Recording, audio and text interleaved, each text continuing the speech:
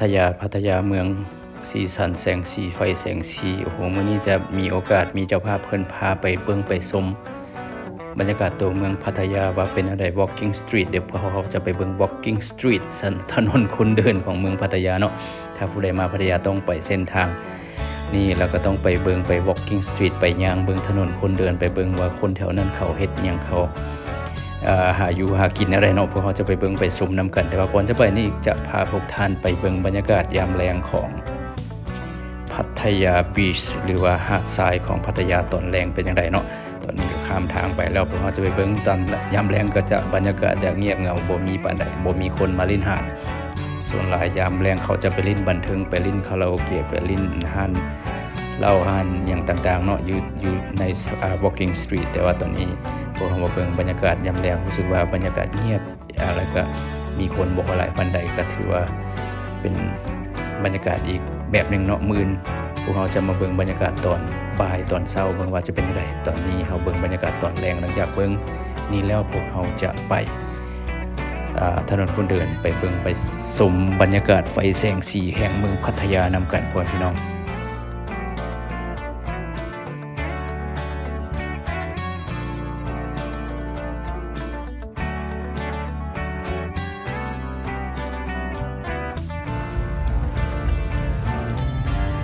ทะเลพัทยาโอ้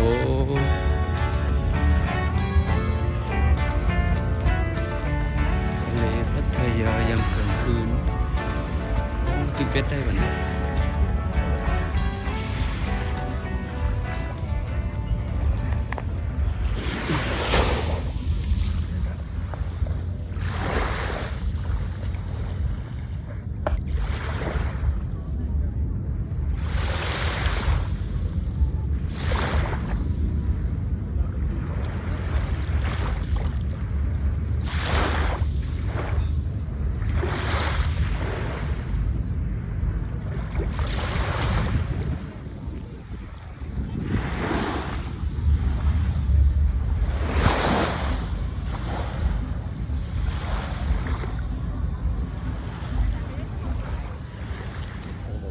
เอากลางคืนฝ่าบ่เห็นติโอ้กินไก่ เอาแบบตึกเป็ดอยู่แถวนี้มันบ่ได้ผิดกฎหมายหรือว่ามันบ่มีได้มันบ่ว่าไม่น่าว่ามันเป็นสายน้ำมันตกได้อ๋อเราจะมีแต่พวกเขาห้ามดูกัญชาห้ามดูบุหรี่โอ้เดี๋ยวตึกเป็ดได้สบายเลยกัญชาห้ามดูด้วยเหรอเห็นเรื่องขายอยู่นี่ก็ป้ายเราตรงนี้เลยเนี่ยอ๋อที่นี่ใช่ไหมอ๋อตรงชายหาดมันเป็นสายน้ำเขาไม่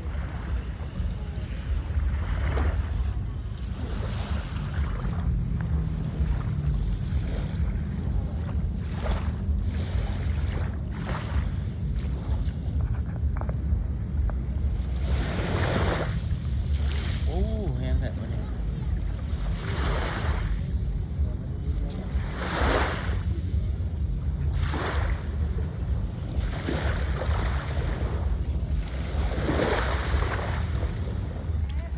หาดทรายทะเลแล้วเดินไปสุดลูกกับ walking street โอ้แถวไฟแจ้งๆกันบ่ตลาดบรรยากาศทะเลพัทยา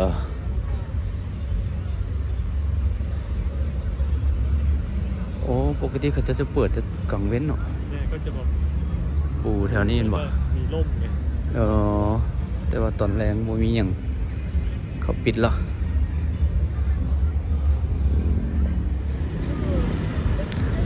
บรรยากาศค่อนข้างเงียบเหงาหน่อยนึงแขกบ่หลายปานใดอาจจะเป็นเพราะว่าเป็นช่วงที่มีสงครามแต่ว่าบ่แน่ใจบรรยากาศเงียบปกติคนจะหลายกว่านี้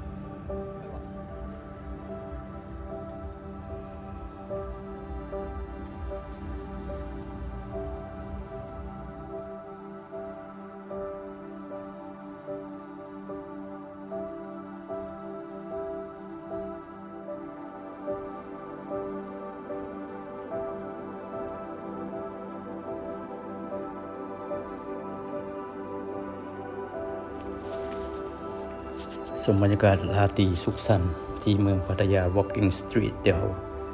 อันนี้ถือว่าเป็นถนนหลักอยู่ติดกับแคมป์ทะเลเลยเนาะหลายคนก็จะมาเดินมาชมมาเบิ่งบรรยากาศจะมีหลากหลายกิจกรรมคาราโอเกะบันเทิงร้านเหล้าร้านเบียร์อย่างครบสุดครบวงจรร้านนวดร้านอย่างถือว่ามีครบทุกแบบทุกวงจรเลยทุกแนวเลยนะก็มีทั้งดนตรีบ่ว่าจะเป็นดนตรีพื้นบ้านดนตรีพื้นเมืองเนี่ยแต่ก็มีทั้งการ walk street show street performance มีหลายแนวเนาะนี่เพิ่นก็มาหยุดการโชว์ของเพิ่นเบิ่งก็น่าสนใจอยู่นะมีหลากหลายถ้าผู้ใดใจบ่พร้อมนี่ส่วนหลายถ้าผู้ชายนี่อาจจะบ่มีปัญหาแต่ผู้หญิงบางคนอาจจะตกใจเฮ็ดให้ตกใจก็มีเนาะถ้าผู้ใดบ่พร้อมนี่บ่จำเป็นต้องบ่ควรมาพัทยาเพราะว่าหนักพอสมควรบรรยากาศคึกคืนเกินไปบางทีอาจจะเฮ็ดให้ตกใจก็มีเนาะเดี๋ยวเราไปเบิ่งบรรยากาศรอบๆใน Walking Street นำกันเลย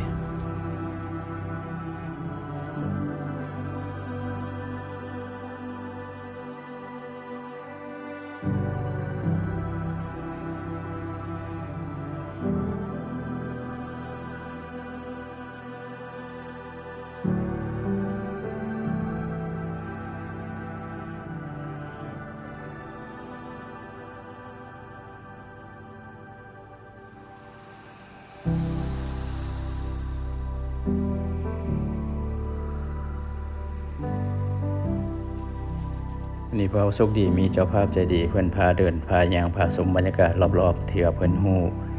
จุดใดน่าสนใจจุดใดเป็นตาไปและมีความม่วนซื่นมีความปลอดภัยเพิ่นได้พาไปเนาะก็ถือว่าไปเลาะไปเที่ยวหลายจุดหลายที่ในเมืองพัทยาต้องขอขอบใจเจ้าภาพผู้ใหญ่ใจดีทั้งหลายที่สนับสนุนการเดินทางครั้งนี้เนาะก็ถือว่าพบกันในโอกาสต่อไปในคลิปต่อไปพวกเราจะไปเบิ่งบรรยากาศหาดทรายตอนเช้าของเมืองพัทยา